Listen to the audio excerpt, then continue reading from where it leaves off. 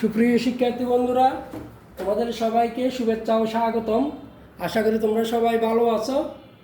আর আজকের এই পর্বে আমরা ষষ্ঠ শ্রেণীর গণিতের অনুশীলনী 1.5-এর 11 নম্বর সরল অঙ্কটি আমরা আজকে সমাধান করতে চেষ্টা করব। বন্ধুরা, এখানে কি বলা আছে? 3 সমস্ত 2 ভাগের 1 ভাগ 2 সমস্ত 2 ভাগের 1 ইন্টু গুণ 1 সমস্ত 2 ভাগের 1 ব্র্যাকেট প্রথম বন্ধনী শেষ।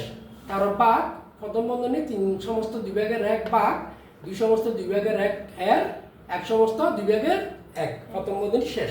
তাহলে আমরা আগে কিসের কাজ করব? দুই বন্ধনীর ভিতর আগে কাজ করব। এখানে আছে ভাগ, এখানে গুণ, এখানে ভাগ, এখানে এর। তাহলে এখানে করতে হবে আগে কিসের কাজ? ভাগের কাজ। তারপর এখানে করতে হবে আগে এর কাজ। তার আগে আমাদের সমস্তগুলো ভাঙতে হবে, তাই না? তাহলে আমরা সমস্ত ভাঙি। 3 দুগুণ 6 একে কত?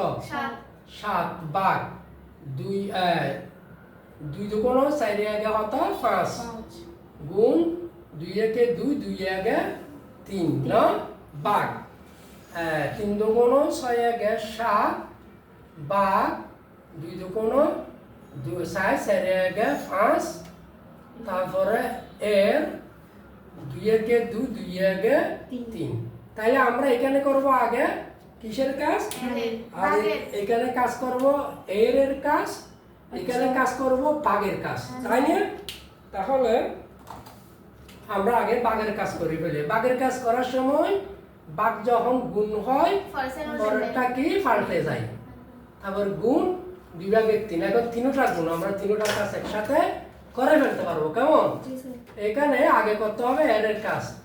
2 ভাগের 7 ভাগ এই এর কাজ কাটাকাটি যাচ্ছে না, নিচে হচ্ছে 2 দুগুণ 4 উপরে 3 5 15। কেমন? তারপর করবো কিসের? ভাগের কাজ। তাহলে এখানে আমরা গুণের কাজ তিনটা করে ফেলতে পারবো। এই দেখো, এই 2 এ কত আর যাবে কাটা যাচ্ছে না, নিচে আছে কি 5 দুগুণ 10 উপরে আছে 3 7 কত? 21 ভাগ ব্র্যাকেট এক শব্দ পরিণত হইলে ব্র্যাকেট উঠে যায়, বুঝছো? ভাগ এখানে 2 ভাগের 7 ভাগ যখন গুণ হয় পরেরটা কি হয়? উল্টে যায়।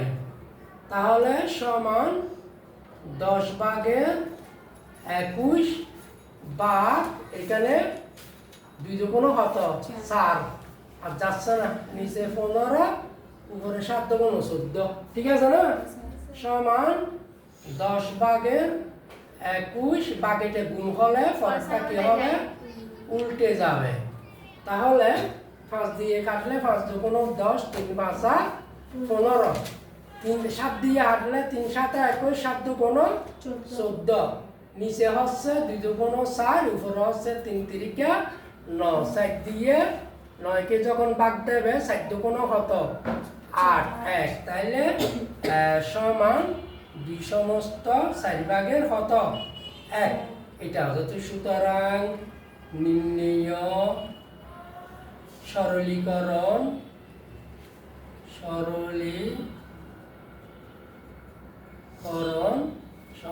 2 সমস্ত 4 ভাগের 1। এটা হচ্ছে আমাদের আজকের অঙ্কের কি উত্তর। আশা করি তোমরা বুঝেছো। আর বাকি বুঝে দিতে হবে, পারবে? তুমি বুঝেছো? পরে কিন্তু আমি পরীক্ষাগুলো নেব। সুতরাং সবাই যখন বুঝেছো, সবাইকে পুনরায় ধন্যবাদ জানিয়ে আমি আজকের এই পর্বটি শেষ করছি।